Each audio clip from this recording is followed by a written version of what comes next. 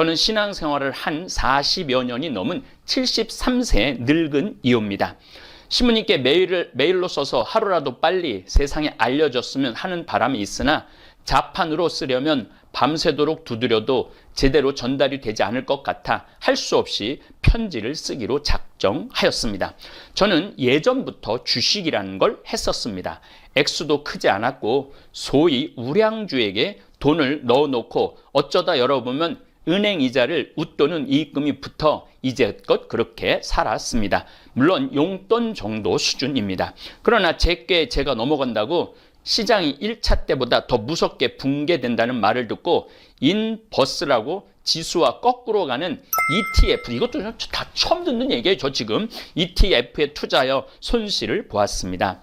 그런데 주식시장은 1차 팬데믹 이후 쉼 없이 오르기만 하는 겁니다.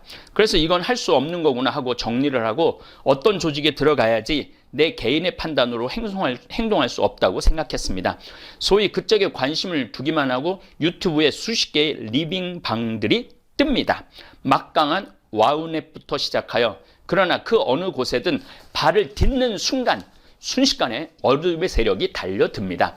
나는 당하지 않을 거야 자만하는 순간 당하게 됩니다. 탐욕과 교만에 빠진 순간을 그들은 호시탐탐 노리고 있다가 치고 들어온 것이지요. 참, 요즘은 개인들이 주식 공부를 제대로 해서 수익률이 좋다고 하지만은 계속 샀다 팔았다 하면 95%는 결국 빈손으로 나온다고 합니다. 이때부터는 주식 투자가 아니라 노름이 되고 돈의 노예가 되어 자유로운 삶이 없어집니다. 집안을 빚더미에 올려놓고 집안을 파탄, 이혼, 온 가족을 아주 정말 분열시키는 악의 소굴로 끌고 가는 게 주식입니다. 하나 벌어서 하나 쓰고 둘 벌어서 하나 쓰고 하나 저축하면 인생이 자유로운데 그렇지 못한 것이 주식 투자입니다. 저같이 주식 투자를 안 하는 사람은 공부할 시간이 많습니다. 저는 주식도 안 들여다보지만은 텔레비 뉴스도 안 봅니다. 요즘 하루에 10만 명의 젊은이들이 주식 계좌를 만들고 아무것도 없는 사람은 자산이 없는 사람은 벼락 거지가 되었다고 하는데 젊은이들이 얼마나 좌절과 절망에 빠지겠습니까? 특히 내 강의를 듣는 대부분의 청중들이 내 주 고객층이 6, 7, 8, 90대예요.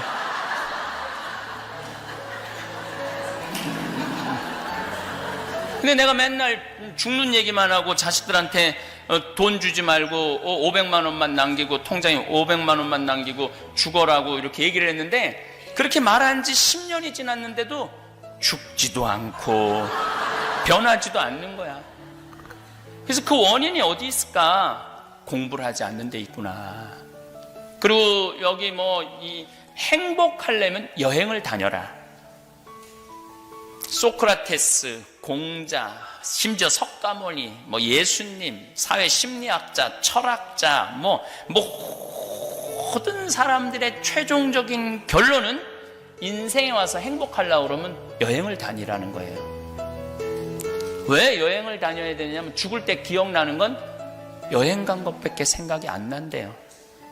근데 30살서부터 60살까지 죽어라고 일만 하면은 죽을 때 그런데요. 내가 이 세상에 일하려고 왔나? 그리고 죽는데요. 근데 뭔가 좀 시간을 쪼개서 억지로 힘들지만 시간을 만들어서 어디 여행을 갔다 오고 하나 더 나가면 나누라는 거예요. 하나 더 나가면은 더 높은 행복을 누리려면 나누면 된다는 거예요. 그 나누는 건 좀 있는 사람이 나눈다고 하더라도 평범한 우리들은 인생을 돌아볼 때는 뭐가 있어야 되냐면 추억이 있어야 돼. 추억. 만약에 추억이 없는 삶은 그건 삶이 아닌 거예요. 그 중에는 없어.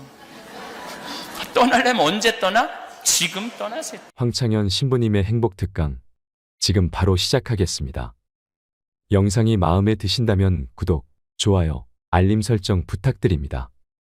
가진 돈과 상관없이 귀티나게 사는 비결 3가지도 함께 들으시면 좋겠습니다. 참미수님, 번외 특강 한국에서 주식 투자란 이란 주제로 강의를 합니다. 주식 투자는 시세 차익을 목적으로 주식회사의 증권을 사고 파는 투자 활동을 의미합니다. 합니다. 현물 투자만을 주식 투자라고 일컫습니다. 그 대상은 상장 주식이 될 수도 있고 비상장 주식이 될 수도 있지만은 코스피, 코스닥 등의 주식 시장에는 상장 주식만 매매가 가능하므로 일반적으로 상장 주식의 매매를 일컫는 경우가 대부분입니다. 과거에는 객장에 갔어요. 그래서 거기서 주문하거나 주식 브로커 등을 통하여 매매했지만은 인터넷의 발달로 현재는 컴퓨터를 이용한 직접 투자, 본인이 직접 샀다 팔아서 할 수 있는 투자가 늘었고 매매의 편의성으로 인해서 단타 매매도 많이 늘었습니다. 샀다 팔았다 그러는 거죠. 뭐 100원 오르면 바로 또 팔고 또 좀 기다리고 있다 또 뭐 마음에 드는 거 있으면 또 샀다가 또 100원 오르면 팔고 그런 식으로 하는 경우가 있죠. 만약에 그런 매매를 지금 하고 있다면은 그분의 영혼은 지금 노예 상태에 있는 겁니다. 완전 주식 투자를 통해 재산을 늘리는 장점도 있지만 돈의 노예가 되는, 그래서 시간도 자기 마음껏 못 쓰고 그 컴퓨터 앞에서 아니면 스마트폰 앞에서 노예가 되어 있는 지름길이 주식 투자입니다. 하루 종일 읽으라는 성서책은 안 읽고 주식의 변동만 1분 단위로 체크하는 사람들도 있습니다. 돈의 노예가 되는 경우죠. 시간의 노예가 되는 경우죠. 돈도 노예가 되지만 그 시간조차도 자유롭게 쓰지 못하는 노예가 되는 겁니다. 요즘은 개인들이 주식 공부를 제대로 해서 수익률이 좋다고 하지만은 계속 샀다 팔았다 하면 95%는 결국 빈손으로 나온다고 합니다. 이때부터는 주식 투자가 아니라 노름이 되고 돈의 노예가 되어 자유로운 삶이 없어집니다. 집안을 빚더미에 올려놓고 집안을 파탄, 이혼, 온 가족을 아주 정말 분열시키는 악의 소굴로 끌고 가는 게 주식입니다. 하나 벌어서 하나 쓰고 둘 벌어서 하나 쓰고 하나 저축하면 인생이 자유로운데 그렇지 못한 것이 주식 투자입니다. 저같이 주식 투자를 안 하는 사람은 공부할 시간이 많습니다. 저는 주식도 안 들여다보지만은 텔레비 뉴스도 안 봅니다. 그러다 보니까 성경 공부, 중국, 일본, 미국의 이해, 그리고 아프리카 공부, 또 인류 역사 공부, 철학서적, 신학서적, 성서서적 읽다 보면은 지식의 풍요가 주는 선물은 엄청나게 안정적이고 기쁨을 누릴 수가 있습니다. 가볼 사이버 22만 교우들과 실질적 경험을 나누고자 하는 편지가 있어 저도 몰랐던 세계가 있어 여러분에게 공유하고 싶습니다. 잘 들어보시고 참조 부탁합니다. 아울러 101살 되신 김형석 교수님의 이야기도 나누고 싶습니다. 황창현 신부님께 일주일 전 쓴 편지를 붙이지 못하고 그냥 접으려고 했습니다. 저 개인적인 체험을 일반화하고 침소봉대하여 어렵고 힘든 세상에 더 어둡게 하는 것이 아닌가 해서, 그런데 어제 신부님의 강의를 들으려 폰을 켰더니 바로 그 밑에 광고로 이상 투자가 뜨는 것입니다. 제 광고가 제가 선택할 수 있는 게 아니에요. 구글에서 제 광고 내용 이렇게 우리가 선정적인 거 이런 거 다 선택하거든요. 그런데 이제 일반 걸로 하기 때문에 아마 그 투자 그 광고가 떴던 모양인 것 같아요. 잘못 버튼이라도 누르면 바로 어둠의 표적이 되는 것인데, 저 이거 몰랐어요. 오늘 이 강의 들으시는 분들은 절대, 저는 주식 투자를 권고하는 사람은 절대 아닙니다. 하느님 나라 투자하라고 말하는 사람입니다. 요즘 하루에 10만 명의 젊은이들이 주식 계좌를 만들고 아무것도 없는 사람은 자산이 없는 사람은 벼락 거지가 되었다고 하는데, 젊은이들이 얼마나 좌절과 절망에 빠지겠습니까? 우리 신부님 긍정적이고 희망을 주고 늘 밝게 웃으셔서 저희 자식들도 신부님을 가장 좋아합니다. 신부님이 가지신 빛으로 어둠에 떨어지고 있는 어린 양들, 탐욕에 빠져 눈과 귀가 막혀 있는 불쌍한 저희들에게 빛을 밝혀 주시길 바랍니다. 제가 그 광고문을 보는 순간 어둠이 빛 바로 뒤에 도사리고 있구나 느꼈습니다. 참 제가 처음에 어둠의 첫 발을 디딘 것이 이상투자그룹이었습니다. 신부님 강의는 노아의 홍수였습니다.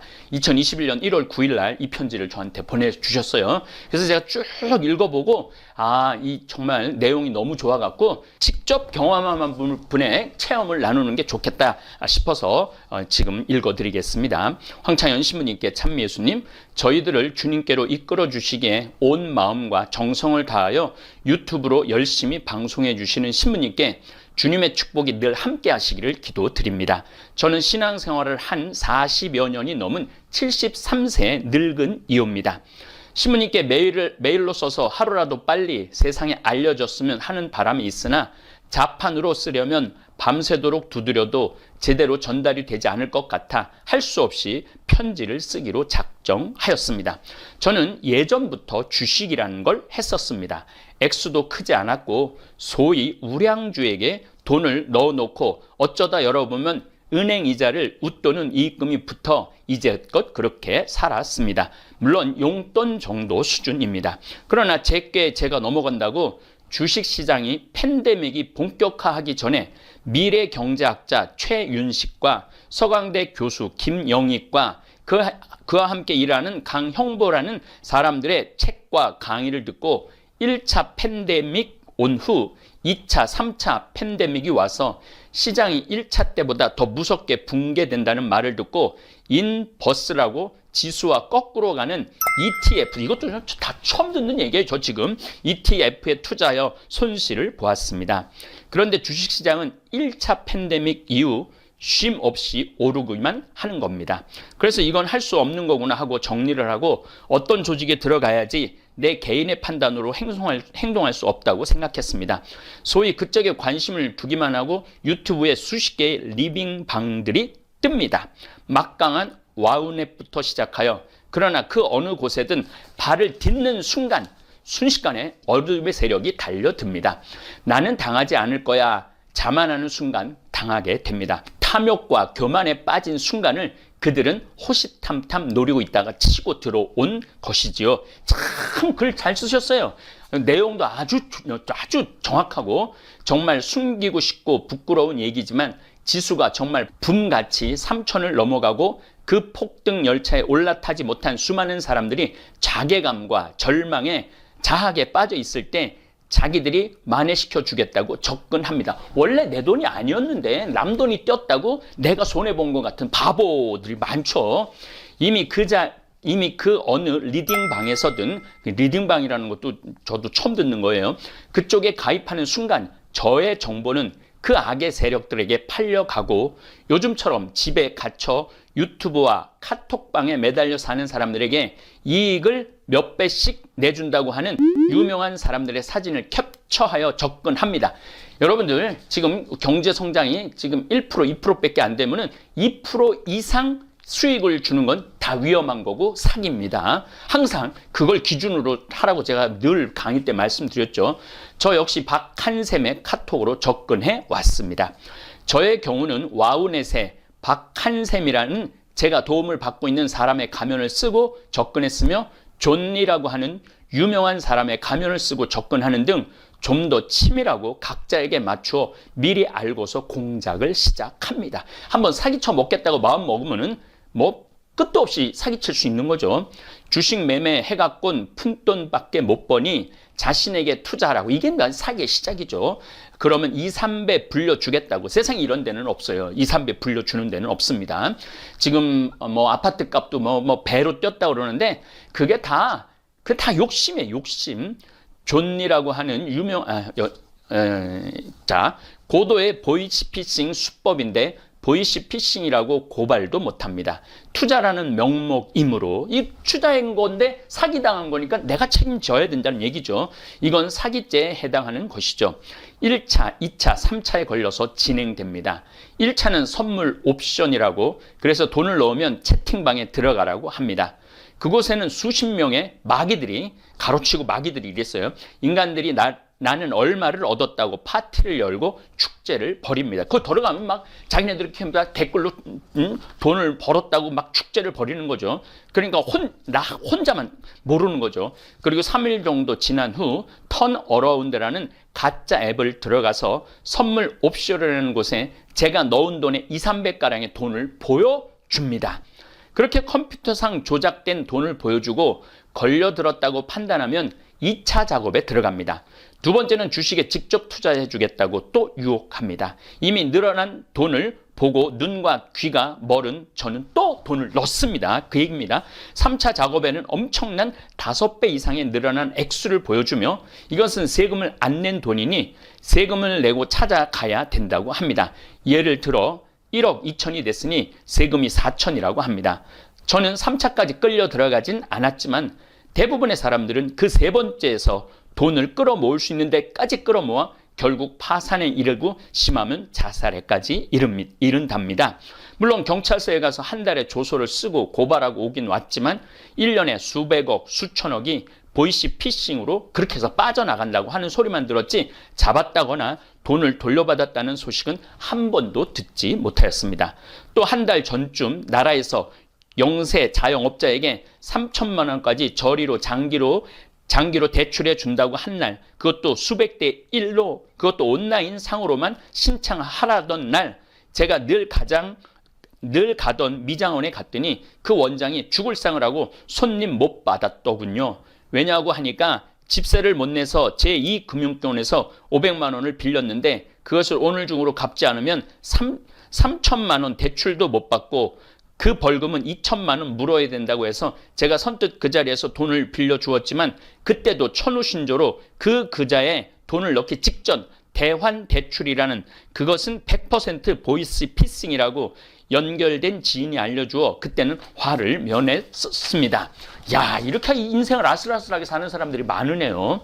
이렇게 아주 영세하고 없는 자들로부터 시작하여 노인들의 노후 자금, 어렵게 힘들게 모은 돈 또 대출받아 어렵게 다시 시작하는 이들, 한번 무너지고 다시 일어서려고 하는 사람들을 그들의 먹잇감으로 노립니다. 턴어라운드, 행복, 성공이라는 가짜 앱으로 유혹하여 그나마 있는 모든 것을 빼앗아 갑니다.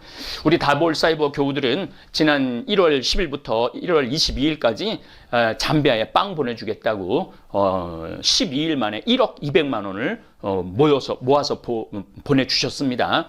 그게 제가 보기에는 인생의 제대로 된 투자예요. 후회하지 않는 투자고, 우리 김종용 신부님께서 이제 다음 주에 이제 들어가시면은 그 프로그램을 만들어서 아이들 정글에서 하루 종일 아무것도 안 하고 있거든요. 그러면 이제 오전에 한 2시간 정도 수업, 10시부터 12시까지 수업하고 수업받은 아이들은 빵을 나눠준다고 그런 계획을 이제 그건 다 동영상으로 보여주실 겁니다. 아마 우리 다볼사이버 교우들은 그 장면을 보고 굉장히 행복, 그 다음에 자긍심이 생길 거라고 생각을 합니다. 이렇게 주식 투자하고 돈 날리면은 이 상실감이 굉장하죠.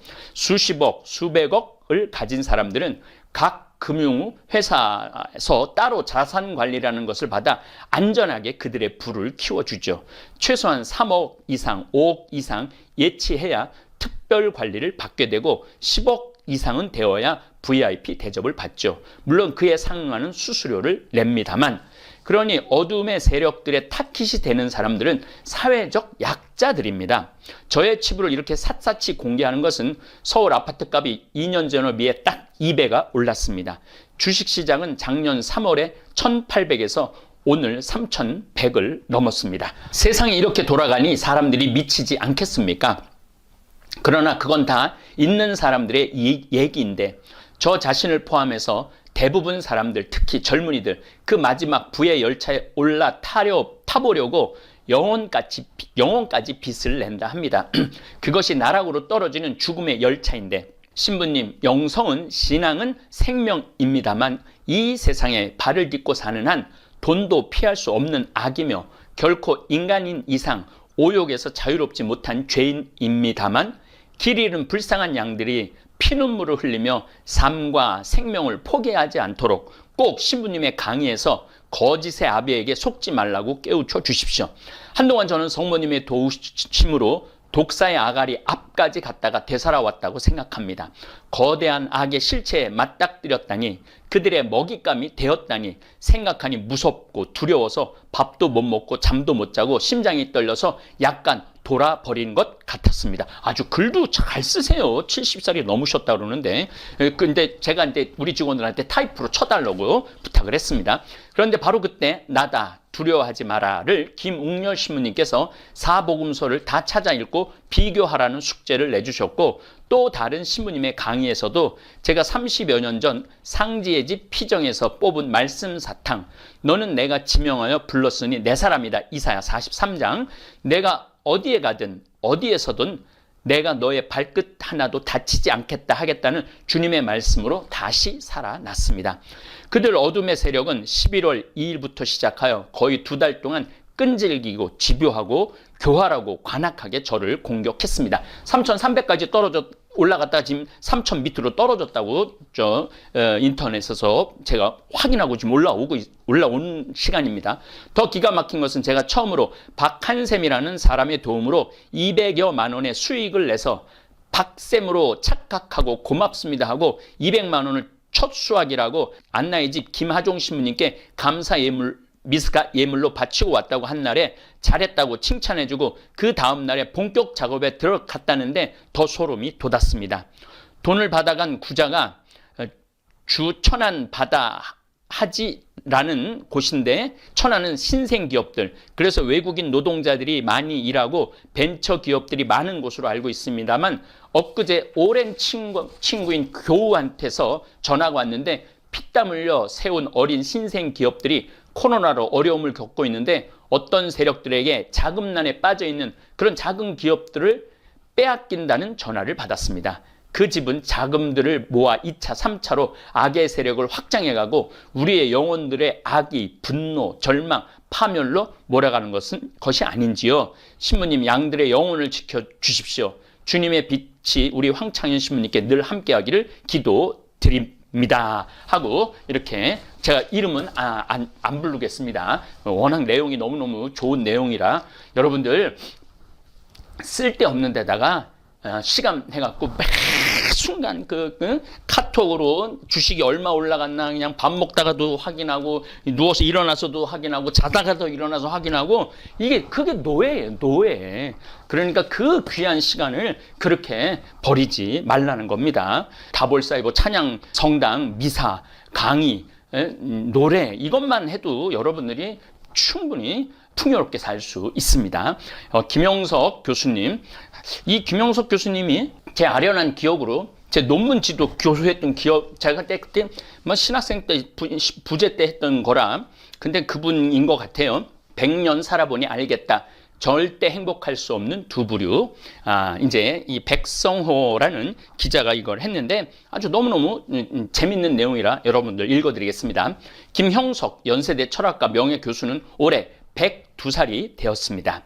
다들 100세 시대라지만 지금 100세를 넘긴 사람은 그리 많지 않습니다.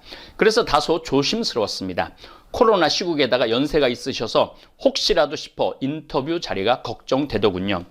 이달 초 커피숍에서 만난 김 교수는 의외로 의연했습니다. 뭐랄까요, 1세기를 송두리째 관통한 사람의 굵직한 시선이 느껴졌습니다. 삶에 대한 깊은 관조와 함께 말입니다. 지난 인터뷰에서 이 시대의 진보와 보수를 다루었습니다. 이번에는 그에게 행복이란 두 글자를 물었습니다. 모든 이의 삶에서 화두가 되는 키워드이니까요. 100년 넘게 살아봤더니 다른 게 행복이 아니더라, 바로 이게 행복이더라, 그런 식의 답을 기대하면서 말합니다. 다들 찾습니다. 행복 어떻게 하면 찾을 수 있습니까? 이제 김영석 교수님 얘기에 지금껏 살아보니 알겠더군요. 아무리 행복해지고 싶어도 행복해지기 힘든 사람들이 있습니다. 행복하고 싶은데 행복해질 수 없는 사람들, 그들이 누구입니까? 크게 보면 두 부류입니다. 우선 정신적 가치를 모르는 사람입니다. 굉장히 중요한 말씀을 하셨어요. 여러분들, 예수님이 진리가 너희를 자유롭게 하리라, 나는 길이요 진리요 생명이다 라고 말한 예수님 말씀, 진리가 너희를 자유롭게 하리라. 그러니까 진리를 아는 사람은 굉장한 자유를 누립니다. 그 얘기를 하시는 거죠. 왜냐하면 물질적 가치가 행복을 가져다 주진 않으니까요. 가령 복권에 당첨된 사람이 있어요. 그 사람이 과연 행복하게 살까요? 그렇지 않습니다. 정신적 가치를 모르는 사람이 많은 물건을 가지게 되면 오히려 불행해지고 말더군요. 그러니까 저도 지금 요즘 올해 2021년에 강의 주제가 비움의 영성이에요. 비울 때 자유를 얻고 비울 때 하느님께서는 소중한 걸로 채워주는 겁니다. 내가 주머니에 막 주식도 채우고 집값도 채우려고 이렇게 막 채우려고 하는 사람 영혼을 보면요, 결코 그런 분들 자유롭지 못합니다. 돈이나 권력 혹은 명예를 쫓는 사람도 많습니다. 그들은 거기서 행복을 찾습니다. 솔직히 거기서 행복을 찾기는 어렵습니다. 이 김영석 교수님입니다. 왜 그럴까요? 거기에는 만족이 없습니다. 돈과 권력욕, 명예욕은 기본적으로 소유욕입니다. 그건 가지면 가질수록 더 목이 마릅니다. 가지면 가질수록 더 배가 고픕니다. 그래서 항상 허기진 채로 살아가야 합니다. 행복하려면 꼭 필요한 조건이 하나 있습니다. 그것은 만족입니다. 이것도 예수님이 늘 말씀하시죠. 항상 만족할 줄 알아야 된다. 그래서 오리를 가자고 그러는 사람한테는 심리를 가지고 겉옷을 달라고 그러는 사람한테 속옷까지도 내주어야 된다. 이게 다 비움의 영성이에요. 비움의 영성. 만족을 하려면 어떻게 해야 됩니까? 정신적 가치가 있는 사람은 만족을 합니다. 그런 사람들이 행복한 삶을 살더군요. 정신적 가치를 모르는 사람이 명예나 권력이나 재산을 거머쥘 때도 있습니다. 그런데 결국 불행해지더군요. 명예와 권력, 재산으로 인해 오히려 불행해지고 말더군요. 지금 우리 주위에도 그런 사람들은 많이 있습니다. 높은 자리까지 올라갔다가 일순간에 떨어지는 사람들 많이 우리가 볼 수 있죠. 인터뷰를 하면서 실감했습니다. 김영석 교수의 메시지는 참 묘한 매력이 있더군요. 언뜻 들으면 누구나 할 수 있는 말처럼 들립니다. 너무나 당연한 말입니다. 그런데 행간을 곰곰이 씹다 보면 확 달라집니다. 씹으면 씹을수록 진한 국물이 우러납니다. 그건 100년의 삶, 100년의 안목으로 우려낸 삶에 대한 묵직한 통찰이겠죠. 정신적 가치를 추구하라는 거 참 중요한 얘기 같아요. 행복하고 싶은데 행복할 수 없는 삶, 그건 정말 비극입니다. 그런데 우리만 모르고 있는 걸까요? 내가 바로 그 비극의 주인공일 수 있음을 말입니다. 주식 투자에 목숨을 거는 분들, 일확천금 노리는 분들, 그런 분들이 결국은 넘어지게 돼 있고 떨어지게 돼 있죠. 그래서 두 번째 부류를 물었습니다. 건너고 싶어도 행복의 강을 건너지 못하는 사람들, 그게 누구인지 말입니다. 두 번째는 이기주의자들입니다. 그들은 절대로 행복할 수가 없습니다. 제가 잠비아 봉사활동 7년을 다니면서 우리 치과의사 선생님들, 안과의사 선생님들, 그리고 대학생들, 중고등학생들 이렇게 함께 7년을 다녀봤는데 거기서 그 가난한 이들한테 내가 뭔가 나눠줄 수 있다라는 거, 함께 한다라는 거, 그들이 누리는 행복은 상상도 할 수 없을 만큼 크다는 걸 제가 많이 느낍니다. 그리고 지금도 끊임없이 함께 빨리 가자고, 그건 뭐 돈 생기는 일도 아니고 내 돈 들이는 일인데도 불구하고 1년에 버킷리스트 중에 첫 번째, 내가 해보고 싶은 일 중에 첫 번째 일 중에 하나가 소망이라고 그러는 분들도 굉장히 많습니다. 뜻밖의 진단이었습니다. 다들 자신을 챙깁니다. 나 자신을 챙기고 내 이익을 챙깁니다. 그걸 위해서 삽니다. 왜냐고요? 그래야 내가 행복해지니까요. 그런데 김형석 교수는 이기주의와 행복은 공존할 수 없다고 못 박았습니다. 이기주의와 행복, 왜 공존이 불가능합니까? 이제 기자가 물었죠. 우리 김형석 교수님이 이기주의자는 자신만을 위해 삽니다. 그래서 인격을 못 가집니다. 이거 굉장히 정말 철학적인 지금 표현을 쓰고 계신 거예요. 인격이 뭔가요? 그건 인간관계에서 나오는 선한 가치입니다. 이기주의자는 그걸 갖추기가 어렵습니다. 그런데 인격의 크기가 결국 자기 그릇의 크기입니다. 그 그릇의 행복을 담는 것입니다. 이기주의자는 그릇이 작게 담을 수 있는 행복도 작을 수밖에 없습니다. 맞죠? 내가 많이 비우면 비울수록, 내 그릇을 많이 비울수록, 내 주머니를 많이 비울수록 행복은 주워 담을 수 있는 것이죠. 그 대표적인 예가 지금 여러분들하고 다볼사이버 성당을 운영하는 저라고 생각을 합니다. 이 말 끝에 김영석 교수는 자신의 경험담을 하나 꺼냈습니다. 감동적인 얘기입니다. 제가 연세대 교수로 갈 때 몹시 가난했어요. 고생도 많이 했습니다. 그래서 학교에서 월급이 오르거나 보너스가 나오면 무척 좋아했습니다. 동료 교수들도 다들 좋아했습니다. 그런데 그때도 등록금을 내지 못하고 고생하는 제자들이 있었습니다. 그런데 스승이라는 사람이 자기 월급 올랐다고 좋아한 것입니다. 그건 교육자의 도리가 아니지요. 그 생각을 하면 지금도 미안하고 부끄럽습니다. 행복하지 않습니다. 무슨 말인가 하면 행복은 공동체 의식이지 단독자인 나만을 위한 게 행복이 아니더군요. 김 교수는 자기가 먼저 큰 그릇이 되어야 큰 행복을 담을 수 있다고 강조했습니다. 예, 제가 지금 이 유튜브 수익으로 1원도 안 건드리고 지금 한 1억은 벌써 나무 심는데 보냈고, 우리 김종용 프란치스코 신부님한테 그 통장 그 수익 들어오는 걸 보여주면서 이 씨도 많이 하고 나무 많이 심어갖고 경제름으로 만들어서 거기에 있는 사람들한테 희망을 주자고. 그리고 이렇게 우리 유튜브 구독자님들이 그렇게 많이 봐주시고 또 수익이 한 달에 막 2천만 원씩 들어오는 걸 보고 김종용 신부님이 희망의 빛을 보는 것 같더라고요. 그래서 굉장히 그 현신규 박사님의 그 나무 그 책도 다 읽으면서 자기가 생각하지 못했던 많은 부분들을 지금 배우고 있다고. 그래서 지금 같이 있는 시간이 너무 즐겁습니다.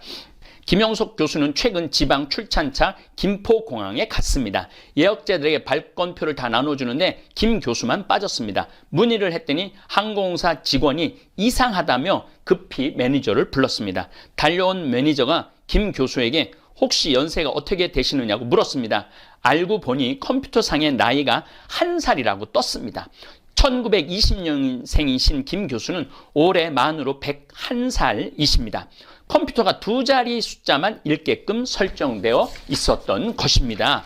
지금까지 대한민국 비행기만 930번 이상 탔어요. 그런데 직원이 보니 1살짜리가 930번 비행기를 탄 겁니다. 사람들이 종종 물어요. 올해 나이가 어떻게 되느냐고. 이상하죠?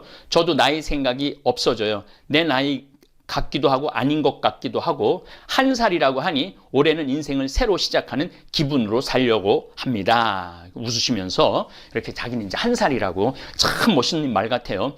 100세 시대라고 합니다. 다들 100세 인생을 기대합니다. 중요한 이야기입니다. 내가 연세대 교수로 처음 갈 때 30대 중반이었어요. 그때는 환갑이 되고 정년이 되면 내 인생이 끝날 줄 알았습니다. 당시에는 인생을 2단계로 봤어요. 30세까지는 교육받고 나머지 30년은 직장에서 일한다. 그럼 인생이 끝난다. 막상 살아보니 어떻습니까? 그게 아니었어요. 가장 일을 많이 하고 행복한 건 60세부터였어요. 저는 지금 57인데도 이렇게 행복하고 즐겁고 좋은데 우리 김영석 교수님은 60세부터가 행복했다고 그래요. 내가 살아보니까 그랬습니다. 글도 더 잘 쓰게 되고 사상도 올라가게 되고 존경도 받게 되더군요. 사과나무를 키우면 제일 소중한 시기가 언제일까요? 열매 맺을 때입니다. 그게 60세부터입니다. 나는 늘 말합니다. 인생 사회적 가치는 60부터 온다. 그럼 60대 이후 어떻게 됩니까? 60을 넘어 90까지는 행복하게 살 수 있습니다. 사회적 열매를 맺을 수 있습니다. 그럼 90 이후에는 어떻게 되느냐? 되는 사람도 있고 안 되는 사람도 있더군요. 주로 건강 때문입니다. 의사들 이야기를 들어보면 혈압, 당뇨, 치매는 주로 60세 이후에 찾아옵니다. 그거를 6, 7, 80세가 돼서 관리하려고 하니까 힘이 듭니다. 그러니까 50세부터 잘 관리하면 됩니다. 그럼 90까지 다 간다고 합니다. 저는 이 글을 읽어보고 내가 이제 57인데 많은 분들이 내가 이제까지 해놓은 일이 굉장히 많다고 그랬는데 난 아직 시작한 것도 아닌가 이런 생각을 김 교수님의 글을 읽으면서 반성해 봤어요. 그리고 또한 희망도 가져봤습니다. 90세까지는 행복하고 보람 있게 살 수 있습니다. 의술이 발전하니까 4, 50년 후에는 100세까지도 다들 행복하게 살 수 있겠지요. 대화를 나눌수록 놀랍습니다. 김영석 교수는 지팡이를 짚지 않습니다. 제가 놀란 건 육체적 건강 때문만이 아닙니다. 100세 넘은 연세에도 정신력과 기억력, 사고력과 판단력이 놀랍습니다. 유연하고 열린 사고 역시 젊은이들 못지 않습니다. 100세의 건강 못지않게 100세의 정신도 궁금하더군요. 100세까지 건강하고 행복하게 살려면 무엇이 가장 중요합니까? 사람은 항상 공부를 해야 합니다. 참 참 저하고 똑같은 생각 가지고 있죠. 뭐든지 배워야 합니다. 그렇지 않으면 정신이 늙어버립니다. 사람들은 몸이 늙으면 정신이 따라 늙는다고 생각합니다. 그게 아닙니다. 자기 노력에 따라 정신은 늙지 않습니다. 그때는 몸이 정신을 따라 옵니다. 예, 그런 것 같아요. 그때는 퇴직하고 한참이나 지난 뒤입니다. 공부를 어떻게 하면 됩니까? 강연차 지방에 갈 일이 종종 있습니다. 그럼 거기서 지방 유지들을 만납니다. 장관 지낸 사람, 교수 지낸 사람들도 만납니다. 이야기를 해보면 다들 나보다 정신이 늙어 있습니다. 왜 그럴까 가만히 생각해 봤습니다. 결국 장관직 끝내고 정년퇴직하고 일도 안 하고 공부도 안 하기 때문이라는 걸 알겠더군요. 일과 공부를 안 하면 몸도 마음도 빨리 늙습니다. 일과 공부는 구체적으로 어떻게 합니까? 꼭 직업을 말하는 게 아닙니다. 요즘 우리 직원들, 우리 김영복 리카르도 신부님한테 캘리그라프 글씨 쓰는 거 퇴근하고 하는데 한 2시간씩 그 공부를 하는데 너무 좋아하더라고요. 그림 그리는 공부도 하는데 직원이 한 6, 7이 행복하게 하는 모습을 보면서 역시 공부가 우리한테 행복을 가져다 주는구나 이런 생각을 합니다. 공부가 따로 있나요? 독서하는 거죠. 취미 활동하는 거고요. 취미도 일 가운데 하나입니다. 100년을 살아보니 알겠더군요. 일하는 사람이 건강하고 노는 사람은 건강하지 못합니다. 운동은 건강을 위해서 있고 건강은 일을 위해서 있습니다. 내 친구 중에 누가 가장 건강하냐? 같은 나이에 일이나 독서를 제일 많이 하는 사람이 가장 건강합니다. 맞습니다. 책 읽고 또 누죽걸산하고 청국장 가루 먹고 그다음에 성경 특강 듣고 이런 분들이 건강해지는 거죠. 그리고 또 빵 참여에 도와주고 또 일의 우리밀 내일 또 이제 우리 그거 할 건데 거기 일의 우리밀에 또 함께 하고 이러는 사람들이 건강한 것 같아요. 인터뷰를 마치고 나오자 겨울 공기가 상쾌했습니다. 참 값지다는 생각이 들더군요. 100세의 언덕에서 우리들 각자에게 던져주는 지혜의 알갱이들이 말입니다. 누구에게는 30년 뒤, 누구에게는 50년 뒤, 또 누구에게는 70년 뒤가 되겠지만 말입니다. 결국 모두에게 오게 될 그 언덕에서 미리 서볼 기회를 주고 있으니까요. 백성호 종교 전문 기자님이 인터뷰를 했고 사진은 김성용 기자가 사진을 찍어서 이렇게 좋은 글들이 올라왔어요. 여러분 이렇게 좋은 글들을 읽는 습관도 굉장히 중요합니다. 그냥 막 나쁜 글들, 욕하는 글들 막 이런 글들보다는 이렇게 아름다운 글들 또 이렇게 우리 자매님이 이렇게 주식 투자의 위험성을 내 채널에 들어가고 그런 유혹에 빠지지 말라고 좋은 글도 주셔갖고 오늘 이렇게 번외 특강은 제가 그냥 묻어서 이렇게 여러분들하고 좋은 시간 준비해봤습니다. 예, 감사합니다. 감사합니다. 이렇게 열렬한 환영을 이렇게 보내주셔서 감사합니다. 지난 1000년의 발전 속도는 지난 100년의 발전 속도하고 똑같고 지난 100년의 발전 속도는 지난 10년의 발전 속도하고 똑같고 지난 10년의 발전 속도는 지난 1년의 발전 속도하고 똑같다고 그래요. 그러니까 지금 이 현대 세계는 총알같이 변하고 있는 것 같아요. 마이크가 조금 소리가 큰 것 같으네요. 그렇죠? 약간 울리죠? 예. 제 목소리가 워낙 좀 커서 여러분들 1960년대는 전화가 집에 무슨 전화가 있었죠? 다이얼 전화기가 있었죠? 다이얼 전화기가 있었어요. 근데 1980년대에 들어가서는 무슨 전화기가 있었냐면 누르는 번호를 누르는 전화기가 있었어요. 누르는 전화기. 80년대 중반에는 무선 전화기가 나왔어요. 핸드폰이 아니고 무선 전화기. 집에서 전화 받아갖고 예전에는 전화 통화를 하려고 그러면 다 거실로 다 나와야 되잖아요. 예, 그래서 눈치 봐가면서 이렇게 전화 받고 이랬잖아요. 근데 이제 1980년대 중반에는 애들한테 전화가 오면 엄마가 전화 받아갖고 침대에 누워있는 딸한테 아들한테 던져줬어요. 전화 받으라고. 예. 근데 1980년대 후반에는 어떤 전화기가 나왔느냐면은 드디어 모바일 폰이 나왔어요. 휴대폰. 집 밖에서도 전화를 할 수 있는 전화기가 나왔어요. 그때부터 세상은 더 총알같이 바뀌기 시작하는 거예요. 근데 2003년, 4년에는 무슨 전화기가 나왔느냐면 스마트폰이라는 게 나왔어요.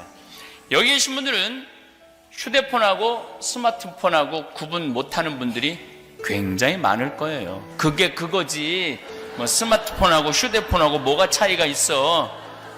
그런데 갤럭시 1, 2, 3, 4, 5, 6, 7, 8 플러스까지 나왔어요. 근데 그 나오는 속도가 너무너무 빨라요. 제 친구, 신부, 형이 삼성전자 그야말로 사장이에요, 사장. 근데 20년 전에 벌써 여기까지 개발이 거의 다 돼 있었대요. 20년 전에. 그때 벌써 얘기를 다 했어요. 여기까지 다 개발이 돼 있는데 왜 20년 뒤에 거를 벌써 개발해 놓고 상용화를 시키지 않았느냐? 그 개발해 내갖고 팔아먹는 단계가 있어서 그렇게 있다는 거예요. 아마 지금은 이것보다도 훨씬 더 빨리 돼 있을 거예요. 너무너무 빨리 지금 시대는 변하고 있죠. 근데 내가 우리 이렇게 할머니들 이렇게 보면은 이제 어느 길에서 특히 명동 같은데 제가 강의가 있어서 나가면은 할머니들이 나를 만나면 굉장히 반갑잖아요.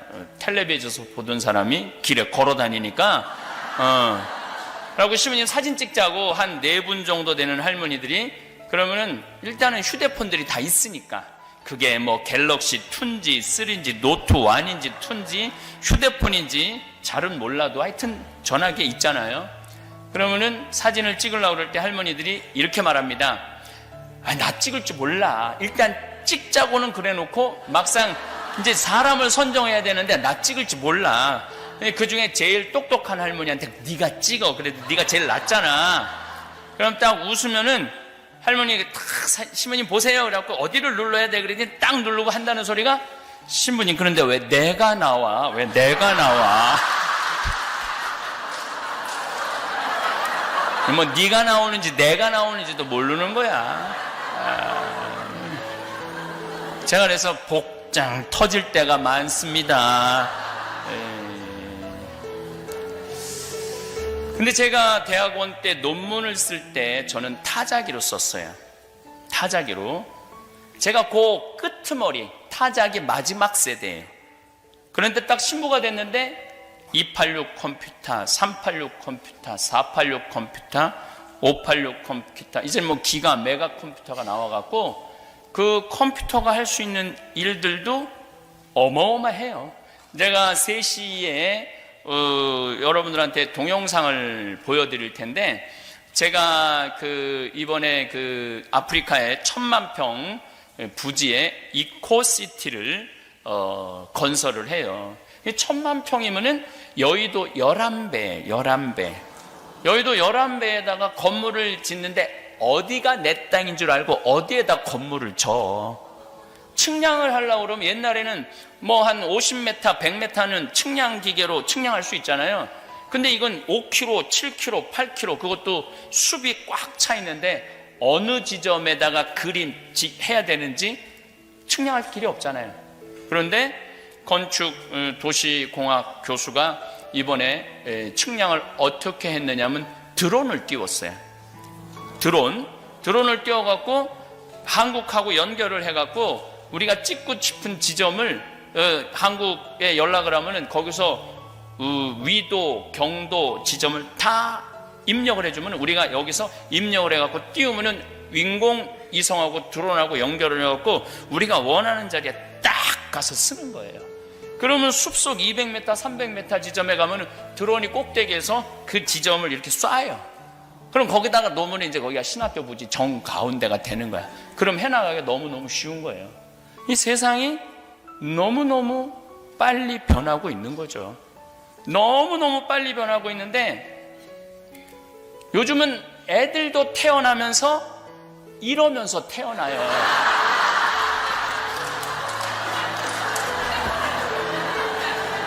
애들도 이러면서 태어나는데 누구만 안 변하느냐 하면은 내 나이 50대 후반부터 60대, 70대, 80대는 안 변해요. 왜 안 변하냐면 따라갈 수가 없거든. 따라갈 수가 없는 거예요.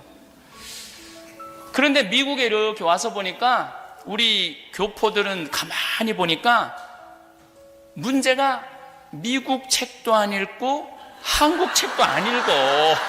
보니까 아무것도 안 읽고 시대는 총알같이 변해가는데 변하지 않은 거예요. 뭐를 가지고 무슨 잣대로 세상을 살아가느냐 하면 다 여러분들 똑같이 하는 얘기예요.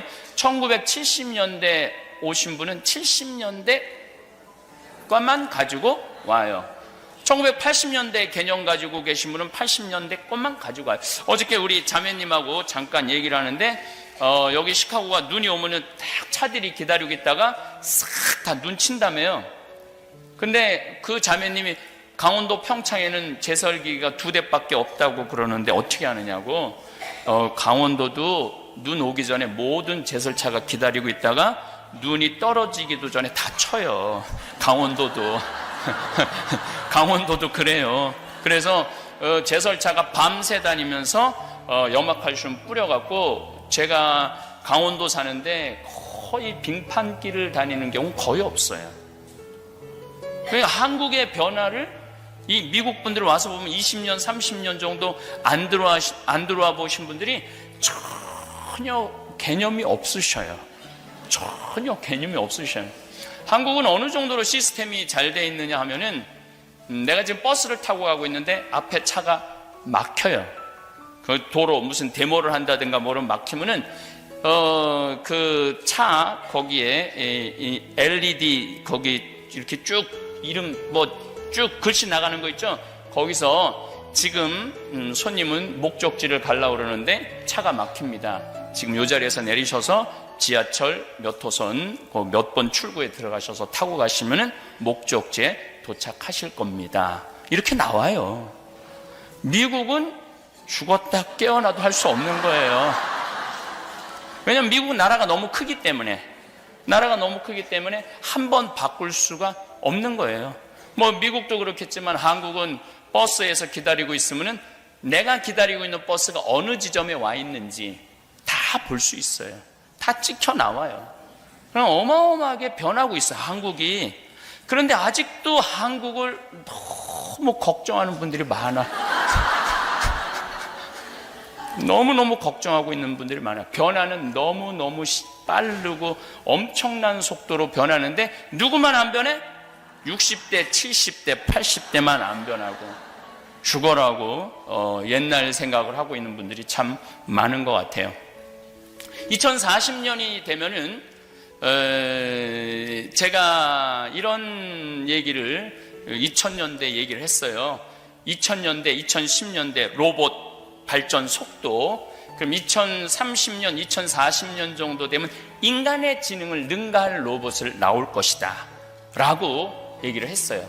근데 이번에 알파고 바둑 두는 걸 보니까 인간을 벌써 뛰어넘기 시작을 했죠.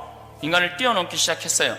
근데 문제는 2040년이 되면은 지금 대한민국, 미국은 어떤지 모르겠지만 대한민국의 젊은이들은 거의 결혼하지 않을 거예요. 2040년이 되면. 왜냐하면은 누구라는 AI 인공지능이 지금 한국은 판매가 되고 있어요. 이 누구라는 인공지능은 어떻게 하냐면 아침에 딱 일어나면 주인님 일어날 시간이 됐습니다. 일어나십시오. 음악을 뭘 틀어드릴까요? 아침 기상으로 틀어줘요. 오늘은 날씨가 좀 축축하고 그런데 에어컨 공기 환기 시스템을 해드릴까요? 좀 나가려고 그러면 자가용 지금 한 5분 전에 시동을 걸어놓으면 아주 쾌적하게 갈 수 있습니다. 벌써 다 대화를 해요. 그럼 말하면 다 알아서 해요. 음악도 틀어주고 밥도 눌러주고 음식도 다 준비해주고, 이 기본적인 게 지금 되고 있어요. 지금 2017년밖에 안 되는데, 그럼 2040년이 가면은 어느 정도까지의 로봇가 나오냐면 섹스를 해줄 수 있는 로봇도 나와요. 섹스를 해줄 수 있는 로봇도 이미 미국에 개발이 돼 있어요. 네, 있어요. 이미 돼 있어요. 그럼 뭐하러 그렇게 골치 아픈 여자랑 눈치 봐가면서 오늘 밤은 어떻게 한번 해볼 수 있을까 이래가면서 그래요. 안 그런 세상이 온다는 거예요. 그리고 대화 다 되고 문제 해결 다 해주는 로봇가 있으니까. 근데 이거는 문제도 아니에요. 뭐가 문제가 되느냐 하면은 로봇가 감정을 느끼기 시작하면은 신앙생활을 하고 싶어 해요. 감정을 느끼면 신앙생활을 당연히 하고 싶어 하죠. 로봇을 그래갖고 나한테 신부님 저 세례받고 싶습니다. 저 신앙생활하고 싶습니다. 그러면 제가 그 로봇을 세례를 줘야 돼 말아야 돼요? 주지 말아야 돼요? 그것도 아무 문제가 없어요. 나는 네가 로봇이기 때문에 세례 안 줄 거야? 그럼 얘가 상관없습니다. 우리끼리 세례 주는 로봇을 만들 겁니다. 그런 세상이 온다는 거예요. 그런 세상이. 그리고 그런 세상이 바로 코앞에 와 있고, 제가 막 나오기 전에 뭘 잠깐 자료를 봤는데 로봇끼리 서로 대화를 하고 토론을 하는 단계까지 올라갔대요. 자기가 가지고 있는 정보를 가지고. 세상은 총알같이 변하고 있는 거예요. 근데 지금 70대, 80대, 90대 되신 분들은 그거를 따라갈 수가 없어요. 도저히 이게 안 되는 거야. 문화 자체가 따라갈 수는 없고, 이 세상에선 살고 있고, 그 뭐 얘기는 해야 되는데 아는 건 1960년대 70년대 정보밖에 없고. 그래서 공부를 해야 된다는 얘기예요. 어쨌든 공부를 하셔야 돼. 공부를 하지 않으면은 그냥 공자님이 73살까지 사시다 돌아가셨는데, 공자님은 엄마가 14살, 아버지가 79살에 공자님이 나요. 공자님 아버지 빨리 죽어요. 그리고 너무너무 가난했어요. 맨 막내로 태어났기 때문에 너무 가난해갖고 똥찌기도 지고 그랬던 사람인데, 인류의 최고의 스승이 됐는데 뭐라고 그랬냐면, 나는 끝까지 묵기를 주저하지 않았다. 끝까지. 아침에 도를 들으면 저녁에 죽어도 좋다 라고 말할 정도로 끝까지 배우기를 멈추지 않았다는 거예요. 그래서 미국에 오신, 특히 내 강의를 듣는 대부분의 청중들이 내 주 고객층이 6, 7, 8, 90대예요.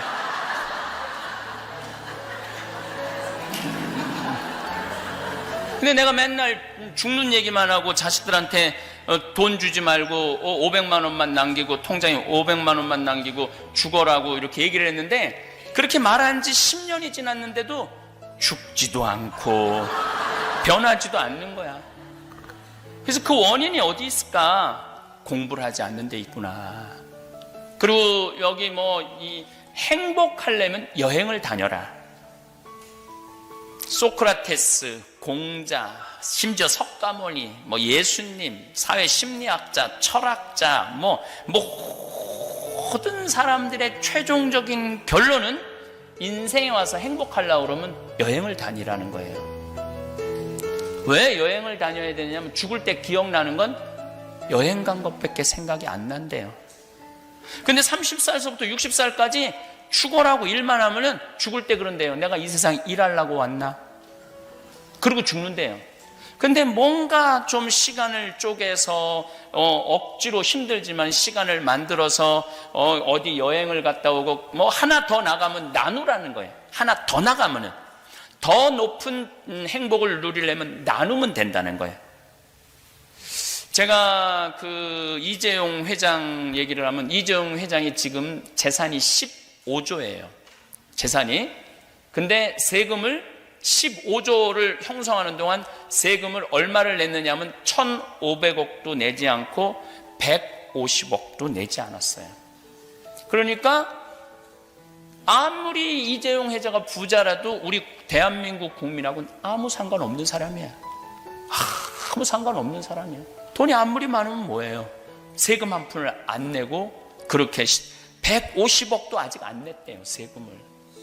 그러니까 그런 사람은 높은 차원의 행복을 누릴 수가 없다는 거예요. 워렌 버핏하고 빌 게이츠 이 미국의 기업가가 만들어서 조성한 거는 1,000억 달러예요. 1,000억 달러. 100조. 한국 돈으로 100조를 둘이 만들어 놓은 거예요. 그러니까 행복의 크기가 다른 거죠. 왜 미국이 뭐 어쨌거나 1등 국가라고 얘기를 하겠어요? 나누는 차원 높은 게 있는 거죠. 그 나누는 건 좀 있는 사람이 나눈다고 하더라도 평범한 우리들은 인생을 돌아볼 때는 뭐가 있어야 되냐면 추억이 있어야 돼. 추억. 만약에 추억이 없는 삶은 그건 삶이 아닌 거예요. 그래, 그때 나이아가라 폭포를 갔다 왔지, 이과수 폭포를 갔다 왔지, 우리 애들하고 여름에 캠핑을 갔다 왔지, 이거 생각나지 다른 건 생각나는 게 아니라는 거예요.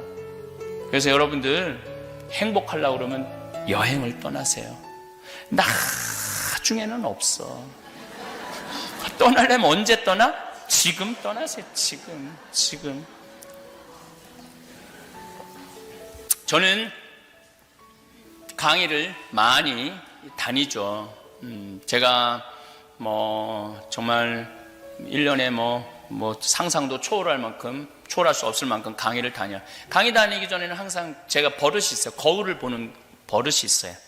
머리는 잘 됐는지. 오늘 여러분 만난다고 또 저기 킹 사우나 가고 아침에 면도도 하고, 제가 수염이 많거든요. 면도도 하고 조금 땀 빼갖고 좀 이렇게 피부도 좀 곱게 만들고. 왜냐하면은 오늘도 처녀분이 올 거니까 1000분이나 되는 분 앞에서 정말로 정성스럽게 준비를 해야죠. 또 내가 제일 중요한 건 여기 제대가 있어서 다행인데 꼭 확인하는 건 뭐냐, 바지에 자꾸는 올라갔는지. 내가 이거 제일 확인하는 거, 제일 중요하게 여기는. 정말로 끔찍할 때가 있어요. 가끔 내가 아는 후배 신부가 허벅지가 넓은데 자꾸를 이게 안 내리는 건데, 공식선상에서 딱 다리가 벌어지잖아요. 다리가 굵은 사람들은 그 행사가 하나도 기억이 안 나는 거야. 그 신부 바지에 자꾸 벌어진 거 외에는 아무것도 생각이 안 나. 아무것도. 근데 만약에 내가 바지에 자꾸가 내려갔다면, 여러분들 지금 한 1000분 정도 와 계신데 눈은 여기 와 있고 머리는 저 신부님 바지에 자꾸 내려갔는데, 어떻게 내가 자기 자신을 알아라, 자기를 껴안아라, 삶을 백날 얘기해도 소용이 없어요. 무슨 얘기냐면은 남 앞에 나설 때 내 자신을 점검하는 건 아주 중요한 거예요. 내가 남 앞에 나서기에 지금 합당한 자격을 갖추고 있는가? 정말로 내가 남 앞에 나서기에 무리가 없는가? 내 모습을 들여다보는 일은 참 중요한 일입니다. 만약에 내 자신의 모습을 모른 채 남 앞에 나서면은요, 그건 정말 꼴불견을 볼 수밖에 없죠. 소크라테스는 뭐라고 그랬죠? 너 자신을 알라고 그랬죠. 세상에서 가장 힘든 일은 남을 판단하는 건 하나도 안 힘들어요. 우리 장기 둘 때도 훈수 두는 건 하나도 안 들어. 내가 할 때 문제가 있는 거예요. 옆에서 보면 얼마나 잘 보여요. 여러분들 주위에 저렇게 살면 안 되는데 많이 보이죠? 저 사람 저렇게 살면 안 되는데. 근데 정작 내 모습을 제대로 들여다보는 일은 참 어려운 일이에요. 내 모습을. 내가 이렇게 폭삭 망하는 사람들을 보면은 끝까지 자기가 잘났대. 끝까지 아무리 옆에서 충고를 해도 안 들어요. 그리고 폭삭 망하고 완전히 아무것도 없을 때, 그때 자기의 모습을 들여다보는 경우가 참 많더라고요. 부처님은 뭐라고 그랬냐면, 자기 자신이 누군 줄 아는 사람은 부처고 자기 자신이 누군지 모르면은 중생이라고 그랬어요. 여기도 아마 내 생각에는 중생도 많이 앉아있고 부처도 많이 앉아있을 거예요. 그건 기준은 딱 하나예요. 항상 내가 어떤 사람인지 들여다보는 거, 이게 참 중요합니다. 예수님은 뭐라고 그러셨느냐면, 남의 눈에 있는 티끌 꺼낼 생각하지 말고 네 눈에 있는 들보 꺼내라는 얘기 하시죠. 근데 우리는 내 눈에 있는 들보가 그렇게 안 보여요. 그러면은 내가 내 자신을 들여다보는 일이 너무너무 힘들다면 차라리 쉬운 방법이 있어요. 남이 나를 들여다보는 걸 듣는 거. 이건 참 중요한 거거든요. 그래서 뭐가 필요하냐면 멘토가 필요한 거예요. 나를 판단해 줄 수 있는 나의 멘토, 내가 지금 잘 살고 있나 못 살고 있는가를 지적해 줄 수 있는 멘토가 우리는 꼭 필요해요. 근데 그런 멘토 몇 명이 있어야지 실패하지 않느냐면 3명은 있어야 되네. 적어도 3명. 너무 많으면 복잡하고, 1명은 위험하고. 저는 멘토가 뭐 참 많습니다. 저한테 충고해 주는 분들도 많고, 저를 걱정해 주는 분들도 많고, 저를 위해서 기도해 주는 분도 많은데, 저는 뭐 공식적으로 제가 얘기하고 있는 멘토는 3명이 있어요. 첫 멘토는 나보다 3살 많은 교수죠. 그래도 꽤 공부한, 유학한 교수의 사회복지를 공부한 교수인데, 생태마을에 1년에 2번은 꼭 와요. 그래서 저하고 하룻밤을 자고 가요. 얘기를 참 많이 해줘요. 그리고 저는 카톡이라는 걸 안 해요. 카톡이라는 걸 안 해요. 왜 카톡을 안 하냐면 내 멘토들이 나한테 하는 말이 너는 카톡하면 안 된다. 그래서 저는 카톡이 뭔지 몰라요. 사실은 어떻게 들어가고 어떻게 열어보는지를 몰라요. 왜냐면 멘토들이 하지 말래니까. 왜 하지 말라고 하는지 날 잘 몰라. 근데 하지 말래. 그래서 안 해요. 근데 어쨌든 이 신부님은 저한테 좋은 글이 있으면 내가 카톡이 안 되기 때문에 그걸 다 풀어서 내 휴대폰에 보내주세요. 좋은 글, 묵상할 수 있는 글, 이런 것들은 꼭 보내주세요. 그리고 이렇게 대화를 하면은 정말 영적으로 얼마나 좋은 시간을 보내는지 몰라요. 내가 막 한참 막 뜰 때, 지금 뜰 때는 한 2007년 그전에도 유명한 강사긴 했는데 방송에 뜨기 시작한 건 2007년부터. 근데 그 형님이 우리 평창에 와서 하룻밤을 주무셨어요. 저는 나를 찾아오는, 우리 평창이 굉장히 멀거든요. 나를 찾아오는 신부들은 항상 안방을 내줘요. 내 손님이니까. 그리고 나는 거실에서 잠을 잡니다. 안방을 내주고 이렇게 누워서 잠을 자려고 그러는데 문을 열고 나와서 황 신부 안방 좀 들어와 봐 딱 그러더라고요. 들어가 보더니 제가 양복을 걸어놓는다고 내 옷장을 벗었는데 양복이 14벌인가 15벌이 있었어요. 네, 이렇게 말하더라고요. 예수님은 옷을 한 벌만 입고 다니라고 그랬는데 왜 너는 14벌이나 양복이 있어야 되느냐. 네가 이제 유명해졌다고 건방지고 네가 가지고 있는 게 너무 많구나. 딱 지적을 해주더라고요. 봄, 여름, 가을, 겨울 4벌이면 되지. 이렇게 많은 양복이 너한테 왜 필요하느냐고. 근데 전 너무너무 부끄러웠어요. 내 멘토가 그런 걸 지적해 줄 때. 그래서 그 양복 다 나눠줬어요. 내 몸에 맞는 사람 찾아서 나눠주느냐고 정말 힘들었어요. 내가 원래 몸이 너무 작아갖고 입으면 다 안 들어가.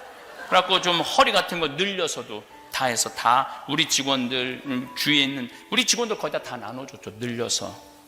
근데 내가 다음 해인가 그 다음에 그 신부님 성당에 가서 강의할 일이 있어서 하룻밤을 자는데 안방을 역시 내주더라고요. 안방에 들어가서 딱 옷을 내가 옷장에 걸으려고 딱 열었는데 정말 전 그걸 보고 너무너무 부끄러웠어요. 동복, 하복 딱 2벌 있는 거예요. 그 신부가 나이가 거의 43살, 4살, 나보다 3살 많았으니까 그 나이가 되도록 동복, 하복 딱 2벌 있는 거예요. 근데 내가 그 얘기를 어느 성당 가서 그 동창 신부하고 얘기를 했더니 그 동창 신부도 그런 얘기, 그 동창 신부도 교수를 하고 있는데 홍 신부는 그렇게 하고도 남지. 그러니까 나의 멘토는 그냥 말만 하는 멘토가 아니라 그렇게 사는 멘토예요. 사는 멘토. 또한 멘토는 나하고 굉장히 정말로 친한 멘토인데 이 신부님은 굉장히 철학적이에요. 첫 번째 멘토는 신앙적이었다면 이 신부님은 철학적이에요. 이분이 요즘 나하고 하는 얘기는 50살 먹은 신부들은 대부분이 정신병에 들어있을 확률이 많다는 거예요. 왜냐하면 30년 동안 혼자 밥 먹고 혼자 잠자고 혼자 밤을 보내면 30년 동안 그러면은 대개는 멘탈에 문제가 온다는 거예요. 근데 나도 이렇게 돌아다녀 보고 신부들을 많이 만나도 50살 된 신부 중에 제정신 갖고 사는 신부들이 별로 없는 것 같아요. 신부만 그런 게 아니야. 사람도 혼자 밥 먹고 혼자 지내고 다른 사람 안 만나잖아요. 그럼 멘탈에 문제가 오는 거예요. 그래서 정신과 치료를 해야 된다는 거예요. 그래서 그 신부님은 센터를 만들겠다는 거예요. 그래서 음식도 이 신부님 그림을 기가 막히게 그려요. 기가 막히게 그려요, 정말로. 네. 그래서 그 그림을 가르쳐주는 선생들이 하는 말이 사제로 살기 너무너무 아깝다는 거예요. 그래서 이번에도 자기 25주년 기념에 전시회를 하면서 그림을 다 팔아갖고 나한테 1,000만 원을 갖고 왔어요. 너 잠비아에 고아원에 나하고 왔었거든요. 고아원에 필요한 거 꼭 이걸로 해주라고. 얼마나 좋은 멘토예요. 근데 그 멘토는 나한테 하는 말이 너는 오락 프로에는 나가지 말아라. 방송에는 교양 프로에만 나가라. 왜냐하면 교양 뉴스만 나가라. 왜냐하면 신부는 가르치는 사람이지 연예인이 아니다. 그래서 저는 처음부터 그 신부님이 나한테 딱 제동을 걸었기 때문에 뭐 방송국에서 30방송국 더 이상해서 토크쇼에 나와달라, 뭐에 나와달라, 그래도 하나도 나가지 않았어요. 하나도. 누가 나한테 충고를 해주냐면 멘토가 나한테. 예.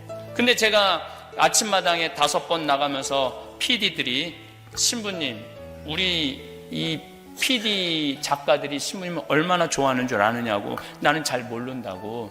신부님 보면은 충분히 오락 프로에 나가갖고 할 수 있는 자질이 많다는 거예요. 네. 그런데도 안 나가시고 교양 프로하고 뉴스 프로에만 나오시고 어떻게 나 멘토가 나가지 말라고 그래서 안 나간다. 너무너무 좋은 멘토들이 있죠. 제가 곁길로 안 나갈 수 있도록 옆에서 충고해주고 붙잡아주는 멘토들이죠. 또 한 멘토는 나보다 7살 많은 신부인데 정말로 이 신부님은 아침부터 저녁까지 하루 종일 같이 있는데도 그 수많은 말을 하는데도 단 한마디도 유익한 말을 하지 않는 신부예요. 제가 정말 그런 얘기를 해요. 어떻게 하루 종일 같이 있는데도 신앙적인 얘기도 안 하고 철학적인 얘기도 안 하고 어쩌면 이렇게 유익한 말을 단 한마디도 하지 않느냐고. 나이만 먹었지 뭐 아는 게 뭐가 있느냐고. 그런데 중요한 건 아침부터 저녁까지 같이 있어도 지루하지 않은 거예요. 너무너무 즐겁고 너무너무 행복하고. 주위에서는 많은 분들이 그렇게 얘기를 해요. 우리 저 본명이 베네딕토인데 저 베네딕토 신부가 우리 황 신부한테 하는 거 보면은 막내 동생이 이뻐갖고 어쩔 수 없이 이렇게 하는. 그리고 정말로 내가 이렇게 밥 먹다가 김이 이렇게 묻잖아요. 그러면 꼭 한마디 해요. 유명한 신부님이 입술에 김 묻히고 이게 뭐냐고 그러고 떼어줘요. 그리고 또 한 번은 코를 풀었는데 이게 코딱지가 이렇게 여기 묻었나 봐요. 근데 너무너무 제가 놀랐어요. 손에 얼굴에 대면서 코딱지를 떼어주면서 이게 유명한 신부님이 코딱지를 얼굴에 묻히고 다니면 어떻게 하느냐고. 여러분들 주위에서 신부님하고 밥 먹는데 같이 밥 먹는 자매가 여기 고춧가루가 껴갖고 웃을 때마다 그냥 빨간 고춧가루가 빡빡 나오면은 둘 중에 하나예요. 속으로 아유 주책맞게 저렇게 얼굴에 고춧가루 껴있는데도 모르고 저렇게 이러는 사람이랑 잠깐만 이리 와봐 그리고 이쑤시개로 고춧가루 떼어주는 사람이랑 어느 사람이 여러분들을 사랑하는 사람일까요? 고춧가루 빼주는 사람이 사랑하는 사람이에요. 다른 거 하나 없어요. 그래서 저는 이 신부님하고 여행도 항상 이 신부님하고 다녀요. 그럼 뭐 반창고 뭐 가방 안에 없는 게 없어요. 말만 하면 다 나와. 말만 하면 다 나오는 그런 신부님이에요. 그래서 제가 이번에 성서 강의를 해도 이 성당에 가서 했어요. 이 성당에 성서 강의를 했는데 매번 1,000명씩 왔어요. 이렇게. 근데 그 1,000명한테 전부 빵, 우유, 맛있는 거를 다 무료로 다 제공해주고 제가 강의 잘할 수 있도록 도와주고 아마 이 신부님하고는 죽을 때까지 그렇게 알콩달콩 티격태격 해가면서 이렇게 즐겁게 살아가지 않을까. 물론 그 외에도 저를 사랑하는 많은 사람들 또 제가 사랑하는 많은 사람들이 저를 충고해주고 이끌어주고 때로는 편지도 써서 그렇게 살면 안 된다고. 뭐 여러 종류의 편지가 오지만 여러 빨갱이라는 편지도 오지만은 여러 종류의 편지가 오지만 그것도 뭐 저는 충고의 하나라고 생각해요. 그것도 충고의 하나라고. 그래서 여러분들은 내가 정말로 인생을 살아가는 데 있어서 내가 멘토가 몇 명이 있는가? 만약에 지금 멘토가 없다면 오늘 정하셔야 돼요. 생각해 보세요. 내 인생에 나를 충고해 줄 수 있는 사람. 그리고 중요한 건 마음속으로만 저 사람은 내 멘토, 그럼 절대 안 됩니다. 그 사람이 어떻게 알아요? 가서 얘기해야 돼요. 나는 당신을 내 멘토로 삼고 싶다고. 시카고에서 이 황량한 이국 생활에서 내가 혹시 잘못되는 길로 간다면 나를 좀 잡아달라고. 그리고 얘기를 해야지 그 멘토는 책임감을 느낀다는 거예요. 근데 생전 얘기도 안 해. 그런데 얘기를 안 하는 사람한테 누가 너무 사랑해서 자매님, 요즘 자매님 보니까 좀 옷도 입고 다니는 게 좀 이상하고 좀 이상해. 헛바람이 든 것 같아. 자매님 좀 똑바로 좀 살았으면 좋겠어. 정말로 사랑해서 그랬는데 멘토라는 걸 지정해 주지 않을 때는 네가 뭔데? 똥 묻은 겨가 겨 묻은 겨 뭐라고 그러듯이 네가 뭔데? 너나 잘 살아. 이렇게 돼요. 근데 내가 딱 멘토를 정해놔. 당신 나 멘토 해달라고 그러는데 그 멘토가 충고해 줄 땐 기분이 안 나빠요. 한번 돌아보게 되죠. 그렇죠? 그래서 멘토라고 분명히 얘기를 해줘야 된다는 거예요. 내 마음의 멘토는 당신이라고. 그러면은 지켜보는 눈이 남다르다는 거죠. 기분 나쁘게 지켜보는 게 아니라 아주 기분 좋게 지켜볼 수 있다는 거죠. 제가 청국장 가루를 갖고 왔는데 다 팔렸어요. 청국장 얘기를 좀 하면은 여러분들 유튜브 보시면은 청국장의 놀라운 효능을 보시면은 뭐 수많은 좋은 요새 논문이 굉장히 좋은 게 많이 나오거든요. 근데 요즘 또 청국장도 다 영어로 써요. 영어로. 그래서 이 청국장 만드는 사람들은 다 저 시골 사람들인데 영어로 논문을 쓰니 어떻게 알아봐? 근데 나는 또 우리 직원들이 유학하고 온 직원들이 있어서 다 번역해라고 갖고 오라고 해서 난 봐요. 그러니까 아주 너무너무 좋더라고요. 그리고 청국장이 아주 군내가 나면은 썩은 거예요. 부패균, 부패취라고 그래. 근데 어렸을 때 여러분들 청국장 하면은 어머니가 아랫목에다가 보재기 쌓아갖고 소쿠리에다가 그냥 온 집안의 냄새가 진동을 해야지 청국장 떴다고 그러잖아요. 썩은 거예요. 바실러스균은 어느 정도 발효를 하다가 이게 활성화가 극에 달하면 그때부터는 자기네들끼리 잡아먹고 썩기 시작해요. 우리 청국장 가루 갖고 냄새 안 난다고 그러는 분들이 있는데 냄새 나면 안 돼요. 그때부터는 청국장으로서 생명이 끝난 거예요. 그래서 우리 청국장은 청국장 어떻게 먹는 방법 좀 알려주세요. 이런 분들 많아요. 방법은 청국장 포장지에 잘 쓰여 있어요. 그래서 잘 읽어보시고 그대로 드시면은 굉장히 좋으실 겁니다. 감사합니다. 여러분 주변에 보면 명품 옷을 입고도 허접해 보이는 사람이 있는가 하면 정말 시장에서 산 옷인데도 품격 있어 보이는 사람들도 있습니다. 그 사람들이 갖고 있는 특징을 한번 얘기해 보려고 합니다. 돈은 많은데 유독 싼티나는 사람들의 특징. 첫째, 여러분 주변에 노력해서 돈을 많이 버신 분도 많고 일확천금으로 돈을 버신 분도 많은데 제가 보기에 사람들한테 던져주는 이미지가 많은 돈에 비해서 천박해 보이는 경우가 있잖아요. 그런 사람들이 몇 가지 특징이 있는데 그 사람들은 지갑을 열지 않고 그 다음에 입을 닫질 않습니다. 그러니까 결정적인 순간에 밥을 안 사는 것 같습니다. 돈이 많음에도 불구하고 말이죠. 그래서 돈을 많이 갖고 있거나 여유롭지 않더라도 주변에 보면 정말 우리가 친하게 지내고 싶은 사람들이 누군지 아십니까? 지갑은 열고 밥을 사는 사람들인 것 같습니다. 이런 사람들이 저한테는 정말 친근한 이미지로 다가오는 절친을 맺고 싶은 그런 친구라고 생각합니다. 그리고 이런 사람들이 갖고 있는 또 하나의 특징은 맥락을 잘못 파악하는 것 같습니다. 자기가 이 상황에서 내가 주연인지 조연인지를 판단해야 되는데 어떤 사람들은 예를 들면 찬조 강연을 왔는데 자기가 주연인 것처럼 15분 강의를 하라고 그랬더니 45분 강의하는 사람도 있고요. 3분 스피치하라 그랬더니 30분 스피치하는 사람이 있습니다. 그래서 남의 소중한 시간을 뺏는 것도 모르고 자기가 조연인데 주연인 것처럼 행세하는 사람. 이런 사람들이 저는 굉장히 천박해 보이지 않을까 합니다. 가진 게 많고 돈뿐만 아니라 지식도 많은 사람도 마찬가지입니다. 이럴수록 겸손해야 된다고 생각합니다.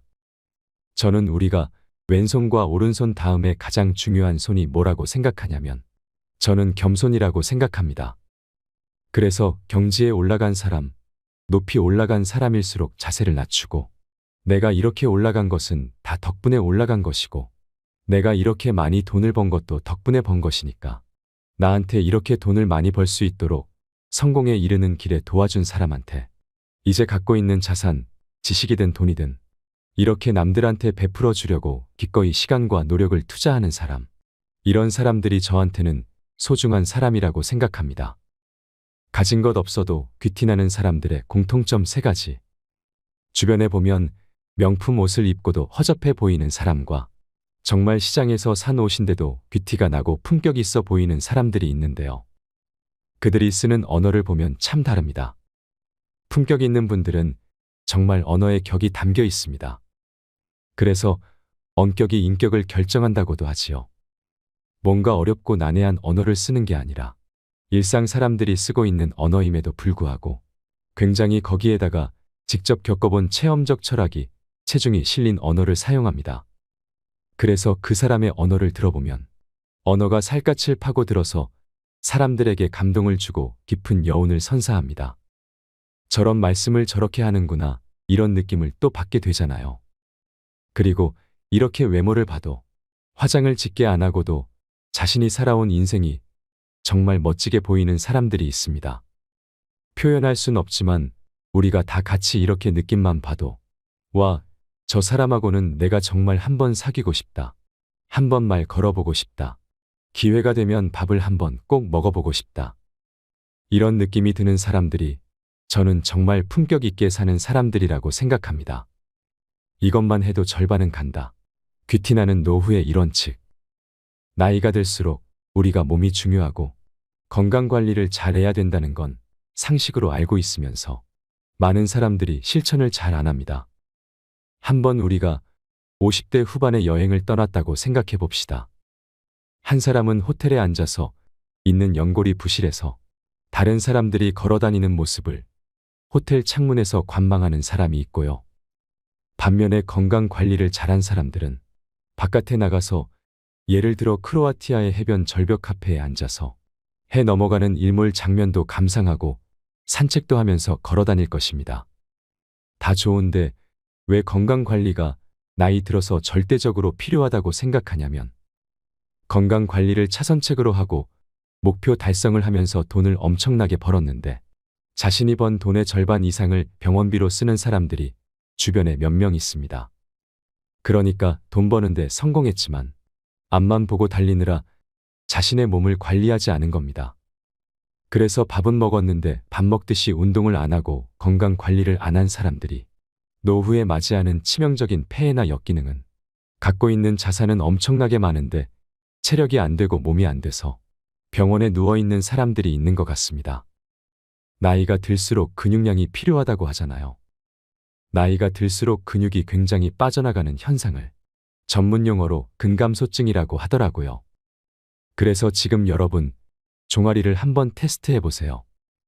내 두 손으로 종아리를 잡았을 때 종아리가 이렇게 딱 잡혀서 손가락이 딱 마주치면 그건 정상인데 손가락이 종아리를 잡았는데 남아돌면 정말 근육이 엄청나게 빠져나간 거고요. 그런데 손가락이 닿이지 않는 이런 현상들, 이런 사람들은 근육 관리를 잘한 사람들이거든요. 그래서 저는 나이가 들수록 노후가 될수록 정말 건강 관리를 잘한 사람과 건강 관리를 안 한 사람의 차이는 근육량의 차이라고 생각합니다. 그래서 저는 재테크나 금테크는 망할 수 있지만 근테크는 절대 망하지 않는다라고 생각합니다. 그리고 인생 전반전, 나이 들기 전에 건강 관리를 하기도 하고 그 다음에 나이 들어서 여전히 건강 관리를 습관적으로 잘하는 사람들의 굉장히 중요한 특징을 가만히 보면 허리가 이렇게 꼿꼿하게 서 있습니다. 그런데 건강 관리 안 한 사람들은 기립근이 풀어져서 항상 구부러져 있습니다. 그리고 이렇게 봤을 때 또 허벅지를 보면 와, 저는 이렇게 생각합니다. 행복은 허벅지 두께에 정비례하고 허리 둘레에 반비례한다고 생각합니다. 그래서 건강 관리를 안 한 사람들은 딱 봤을 때 배가 나와 있습니다.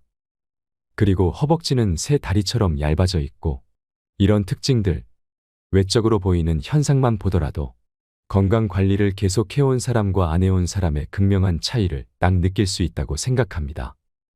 그러니까 여러분, 고진감래 고생 끝에 달콤한 미래가 온다는 거 절대 믿지 마세요. 제가 보니까 고생 끝에 통증밖에 안 오더라고요. 평상시에 건강 관리 잘 하시고 그래야 우리가 노후에도 중년 이후에도 번 돈을 의미 있게 쓰고 다른 사람을 도울 수 있지 않을까 합니다. 내장에 꾸덕한 지방을 가득 쌓는 최악의 습관. 의자병. 지금까지 여러분 늘 습관적으로 해왔던 것만이라도 2분의 1로 줄이고 안 하던 것을 새롭게 2배로 늘리면 전반전의 여러분과 전혀 다른 후반전의 여러분의 인생이 탄생한다고 생각하거든요. 그 중에 하나가 예를 들면 나이살이 뱃살이잖아요. 그래서 뱃살이 나온다는 얘기는 대부분 내장 지방이 크다는 얘기거든요. 여러분, 내장 지방은 대사증후군의 원흉이고 모든 만병의 근원이라고 생각합니다. 그래서 의자병, 의자에서 오래 앉아있기만 해도 병에 걸린다. 제가 보니까 사실이더라고요. 오래 앉아있으면 컴퓨터하고 키보드 두들기고 모니터 보면서 앉아있잖아요. 그러면 일자목 생기고요. 그 다음에 여러분 뱃살이 자꾸 나오는 이유는 기립근이 뒤로 휘면서 배가 나오게 되거든요. 그래서 배를 쫙 안으로 들여보내고 기립근을 딱 세워도 이게 저절로 칼로리가 소비된다고 합니다. 그래서 여러분, 오래 의자에 앉아있을 때 혈압도 높아지고 근육도 느슨해지고 그리고 목, 그 다음에 손, 이런 것들의 뼈들도 자꾸 이상하게 생긴다고 하거든요. 그러니까 주기적으로 일어나서 스트레칭도 좀 하시고 나가서 시간 되면 5분만이라도 산책하셔야 합니다. 그래서 저는 이렇게 생각합니다. 여러분이 의자에 편안하게 앉아있는 시간이 길수록 여러분은 안락사로 가는 지름길로 갈 수 있다고 생각합니다. 정말 위험한 조짐이고 신호라고 생각합니다. 불규칙한 생활 습관. 여러분, 제가 좋아하는 프랑스의 미식가 브리아 샤바랭이라는 친구가 이런 말을 했습니다. 당신이 먹은 음식을 말해달라. 그러면 내가 당신이 누구인지 말해주겠다. 그러니까 내가 먹은 음식이 나를 결정하는 거잖아요.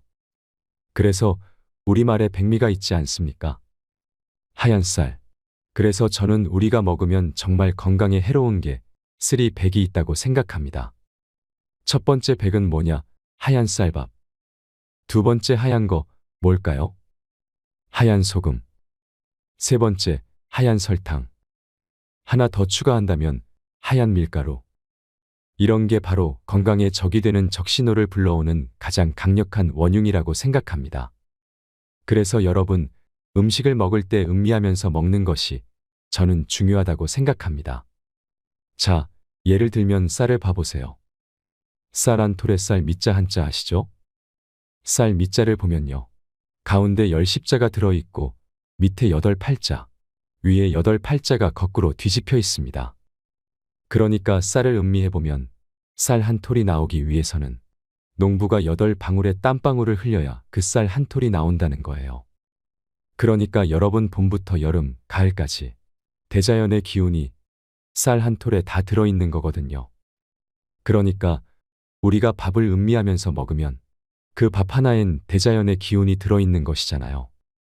여러분, 기운 기자 안에 가운데 보면 쌀 밑자가 들어있습니다. 그러니까 우리가 기운을 차리려면 밥을 먹어야 된다는 건데요.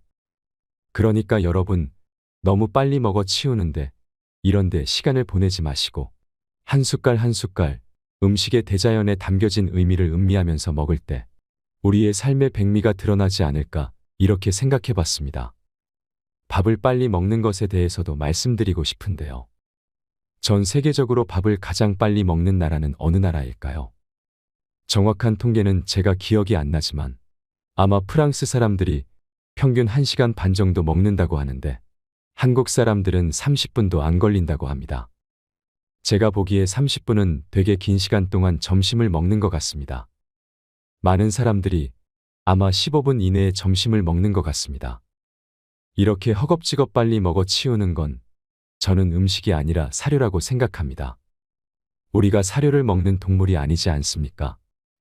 음식을 곱씹어서 먹을 때 우리의 삶은 더욱더 풍부해진다 생각하고요.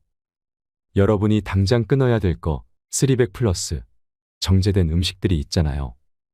가공된 음식, 예를 들면 소세지. 그 다음에 패스트푸드. 정말 빠르게 먹어서 치우는 이런 음식들. 정말 빨리 끊어야 된다고 생각합니다. 저는 운동하는 사람이라서요. 단백질 중심으로 저탄수화물 고단백질로 먹거든요. 그래서 저는 탄수화물을 안 먹으면 안 되지만 가급적 줄이면 건강에 좋다고 생각하고 있습니다. 그리고 음식을 천천히 곱씹어서 먹는 것. 그래서 많이 씹으면 씹을수록 그 음식 속에 침이 스며 들어가 가지고 위로 내려가서 소화를 시키는데도 도움이 된다고 하거든요. 그러니까 우리가 밥이라도 조금만 천천히 먹으면 좋겠습니다. 여러분이 얼마나 행복한지는 아침 먹는 시간에 정비례한다. 이런 말도 있습니다. 아침, 우리가 허겁지겁 먹거나 안 먹고 가거나 그렇잖아요. 그런데 정말 아침을 여유롭게 먹는 사람들, 이런 사람들은 하루를 여유롭게 보내는 사람이고 인생 전반을 행복하게 보내는 사람이라고 생각합니다. 그래서 뱃살은 절반으로 줄이고 익살이나 넉살은 2배로 늘리고 그러면 뱃살 줄이는 방법은 간단합니다. 음식 조절하고 운동을 하시면 돼요. 유산소 운동. 그러면 익살이 넉살을 늘리는 방법은 뭔가요? 첫 번째로 기대를 망가뜨리면 됩니다. 예를 들면 이런 거예요. 사과 10개 중에서 3개 먹으면 몇 개 남습니까? 그러면 7개요. 그러면 사람들이 웃을까요? 안 웃을까요? 안 웃습니다. 그런데 어떤 학생이 손들고 3개 남는다는 거예요. 왜냐면 먹는 게 남은 거니까. 그럼 사람들이 폭소를 터뜨립니다. 기대했던 답은 7인데 전혀 뜻밖의 3이라는 답을 썼죠. 이게 바로 기대를 망가뜨리는 거거든요. 그 다음에 또 하나는요. 언어의 변주입니다. 대부분의 유머는 언어의 변주입니다. 예를 들면 완벽한 때를 기다리다 몸의 때만 낍니다. 재밌지 않습니까? 자, 이런 식으로 언어의 변주를 여러분이 조금만 노력하시면 나이 들어서도 뱃살은 쫙 줄어들면서 익살이 늘어나면 저는 여러분 행복이 2배로 늘어날 수 있다고 생각합니다. 가진 것 없어도 남 부러울 만큼 귀티나게 사는 방법. 거품을 버려라. 예를 들면 저는 모대학교 누구 교수입니다. 자, 그러면 제 이름 앞에 모대학교가 붙어 있죠. 그 다음에 제 이름 뒤에 교수가 붙어 있죠. 그러면 거품을 떼내라는 얘기는 뭐냐면요. 제 이름 앞에 대학교를 한번 떼버리는 거예요. 그 다음에 제 이름 뒤에 있는 교수를 떼버리고 그러면 뭐만 남을까요? 제 이름 석자만 남습니다.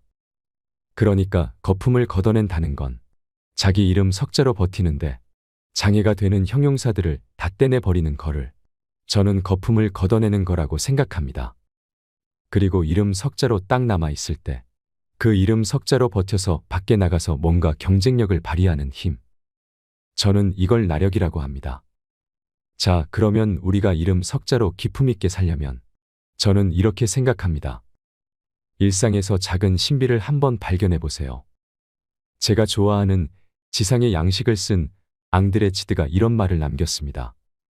자두 하나를 보고도 감탄하는 사람이 시인이라는 것입니다. 근데 우리는 자두를 보면 아, 먹고 싶네.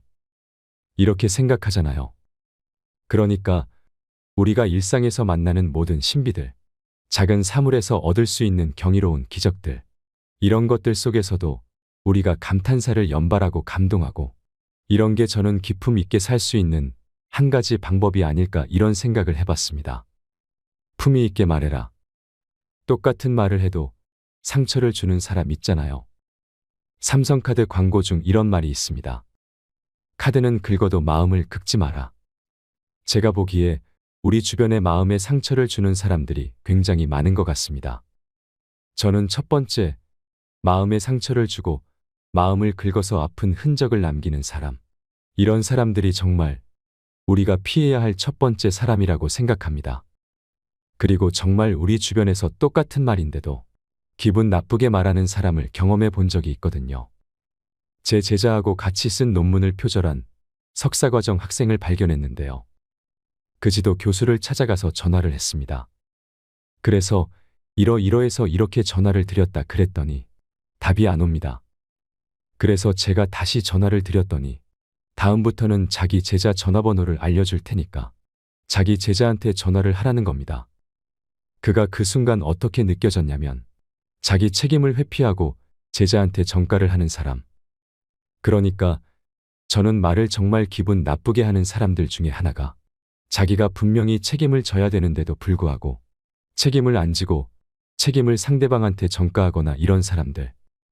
정말 이런 사람들을 우리가 말을 통해 상처를 주는 대표적인 사람이라고 생각합니다. 그리고 말을 할 때 다른 사람들한테 기분 나쁘게 하는 사람들 중에 하나는 뭔가 문제가 발생했는데 그 문제의 원인을 항상 자기 자신에서 찾지 않고 바깥에서 찾는 사람들이 있습니다. 그러니까 이게 뭐 때문에 안 됐다는 겁니다. 예를 들면 창문하고 거울이 있는데요. 뭐가 잘못되면 창문을 바라보고 저 바깥에 있는 저 환경이 나빠가지고 바깥에 저 조직에서 일하는 사람들이 잘못 일해서 내가 이 모양이 된 것 같다 하면서 그래서 자기 잘못을 자책하지 않고 질책을 중심으로 하는 사람들. 이런 사람들이 저는 정말 별로라고 느껴집니다. 그런데 우리가 다른 사람의 말을 들어봤을 때 나한테 기분 좋게 하는 사람들은요. 우선 잘못을 스스로 인정을 하는 거예요. 일단 인정을 하고 자책을 중심으로. 그래서 창문과 거울을 이렇게 보는 거예요. 이런 사람들은 자기가 뭔가 잘못됐다 그러면 창문을 보지 않고 거울을 봅니다. 아, 맞아. 내가 이렇게 잘못해가지고 이런 잘못이 일어난 것 같아. 그리고 뭔가 잘 될 때는 거꾸로 바깥을 내다보면서 환경이 저렇게 도와준 덕분에 저 바깥에서 저 직원들이 열심히 일해서 내가 이렇게 잘 된 거야. 이런 사람들이 저는 우리를 기분 좋게 만들어주는 사람이라고 생각합니다. 기분 나쁘게 말하는 사람들은요. 반응보다는 대응식으로 말을 하려고 합니다. 예를 들면 이렇게 말을 하는 거예요. 한 직원이 늦게 왔을 때, 야, 너는 맨날 출근 시간도 못 지키냐? 시계도 없냐? 너 어느 학교에 나왔냐? 이렇게 물어보잖아요. 이게 대응을 하는 식으로 말을 하는 거거든요. 근데 반응하는 사람이 있습니다. 너 요새 무슨 일이 있나 보구나. 그랬구나. 그럴 수도 있겠지. 이렇게 그 사람들이 늦었던 사연과 배경을 짐작해서 그 사람 입장에서 마음을 헤아리고 이렇게 말을 하는 거 하고 그냥 상대방이 기분 나쁘게 맨날 너는 지각 전문가냐? 뭐 이렇게 얘기하는 사람 있잖아요. 그러면 기분이 나쁩니다. 그렇게 바로 대응해서 말하지 말고 그 사람의 입장이 돼서 역지사지로 헤아려보고 그 사람의 마음을 어루만져주는 이런 말을 하면 그 사람도 스스로 반성하고 다음부터는 저는 지각을 안 할 거라고 생각합니다. 질투심을 버려라. 여러분, 영화 아마데우스에 보면 살리에르는 친구가 나옵니다. 모차르트의 특별한 연주 재능을 계속 질투를 합니다. 왜 나는 저 모차르트만큼 못하는 거지 라고. 그래서 살리에르 증후군이라는 말이 있습니다. 그러니까 다른 사람하고 내가 비교를 한 다음에 왜 나는 저 사람과 똑같은 재능을 갖고 있지 않는지. 그래서 이 사람은 질문을 바깥으로 던집니다. 그래서 왜 이 모양 이 꼴인 거야? 문제의 원인을 항상 안에서 찾지 않고 바깥에서 찾습니다. 그런데 뭔가 질투를 하는 사람이 아니라 정말 자기 발전을 이루려고 하는 사람들은 바깥에 질문을 던지지 않고 안으로 질문을 던집니다. 자문을 합니다. 학습자의 질문을 던지려고 하죠. 그래서 어떤 문제가 발생해도 때문에가 아니라 이미 문제가 발생했으니까 기정사실 아니겠어. 엎질러진 물인데 이걸 어떻게 담을 수는 없잖아. 그러면 내가 이 상황에서 최선을 다하는 방법은 뭘까? 이런 식으로 생각을 해본다는 겁니다. 그래서 자문하고 학습자형 질문을 던져서 주어진 상황을 돌파할 수 있는 새로운 대안을 모색하는 이런 질문을 던지면 스스로 자기를 발전시킬 수 있는 가능성을 키워나갈 수 있습니다.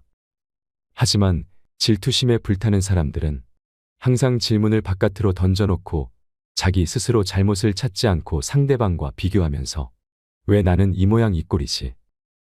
누가 이런 문제를 발생시킨 거야 하기 때문에 이런 사람들은 사람과 계속 싸우게 됩니다. 그런데 질문을 스스로에게 던지는 사람들은 사람과 싸우지 않고 문제와 싸웁니다. 그래서 문제를 일으키는 사람과 싸우면 싸울수록 문제는 해결되지 않고 심리적인 패배감만 듭니다. 그런데 문제와 싸우는 사람들은 때가 되면 문제를 해결할 수 있는 대안이 떠오르게 됩니다. 여러분, 문제를 영어로 프라블럼이라고 하는데요. 이걸 다시 말하면 풀어보렴이라는 뜻이랍니다. 인생 후반전, 제2의 인생을 시작할 수 있는 5가지 방법. 인생 후반전에 인생의 반전을 일으키는 사람들이 있는데요. 그 사람들이 가지고 있는 5가지 특징을 말씀드리겠습니다. 첫 번째, 제가 보기에 정말 멋지게 사는 사람들은 답안지를 갖고 사는 사람이 아닌 편지지를 갖고 삽니다. 답안지를 가지고 사는 사람들은 이 세상에 하나밖에 없는 정답을 찾아서 쓰려고 하지만 편지지를 갖고 있는 사람들은 주어진 상황에 따라서 정답이 바뀌는 해답을 자기 마음대로 멋지게 쓰는 종이 편지지를 갖고 다닙니다. 둘째로, 이들은 원심력이 아닌 구심력을 중심으로 살아갑니다.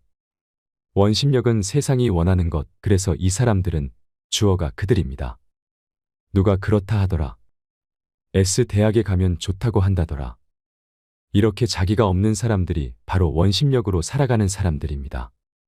그런데 제가 보기에 정말 멋진 사람들은 어떻게 살아가냐면 자기가 무게중심입니다. 이걸 구심력이라고 하고요. 주어가 나입니다. 그래서 내가 좋아하고 내가 선호하는 것, 이런 걸 중심으로 살아가더라고요. 그리고 세 번째는 정말 멋진 사람들은 단순 미래가 아니라 의지 미래로 살아갑니다. 단순 미래는 시간이 지나가면 그냥 오는 시대입니다. 이런 사람들이 보내는 시간관을 저는 크로노스라고 합니다. 크로노스는 물리적으로 흘러가는 시간입니다. 그런데 정말 멋지게 사는 사람들은 내가 원하는 방향으로 의지로 세상을 바꾸려고 하는 이런 사람들은 크로노스의 시간이 아니라 카이로스의 시간입니다. 똑같은 시간인데 정말 자기가 그 주어진 시간에 어떤 의미를 부여해서 심리적이고 주관적인 시간을 보내는 것입니다. 네 번째는 제가 좋아하는 롤랑 바르트라는 이태리 철학자가 있는데요. 이분이 스튜디움이라는 단어를 썼습니다. 그림을 딱 봤을 때 틀에 박힌 방식으로 나에게 자극이 오는 것을 스튜디움이라고 합니다. 그런데 정말 멋진 사람들은 똑같은 사물을 보더라도 이전과 다른 낯선 자극을 받기를 원합니다. 그래서 낯선 환경에 마주쳤을 때 정말 색다른 마주침이 오는 이런 것을 쿵크툼이라 그럽니다. 쿵크툼은 나도 모르는 사이에 어떤 이미지나 메시지가 뇌에 딱 들어와서 깊은 흔적을 남기는 거라고 합니다. 이런 깊은 상처가 우리의 삶의 생채기가 돼서 새로운 삶을 만들어 나가는 이런 사람들이 저는 멋진 사람들이라고 생각합니다. 다섯 번째는 정말 멋진 사람들은 빠듯하게 살지 않고 뿌듯하게 살아갑니다. 빠듯하게 사는 사람들은 속도, 효율, 성과 이런 걸 중시하는데 뭔가 목표를 달성했는데 허전하고 허무감이 들지 않습니까? 그래서 정말 목표를 달성하는 것도 중요하지만 목표를 달성하는 과정에서 자기가 느끼는 성취감, 의미 이런 것들을 소중히 여기고 뿌듯하게 살아갑니다. 그래서 빠듯하게 살아가는 사람들은 스케일이 크고 총론 중심으로 살아가는데 뿌듯하게 살아가는 사람들은 일상의 작은 사소한 것에서 행복을 느끼고 구체적인 강론을 중심으로 살아간다는 차이가 있습니다. 여러분, 가진 돈과 상관없이 귀티나게 사는 비결을 아셨나요? 여러분의 품위 있는 인생, 행복한 노년을 응원하겠습니다. 이상으로 책틀맨이었습니다. 지혜를 쌓는 당신의 오늘이 아름답습니다. 더 좋은 영상으로 찾아뵙겠습니다.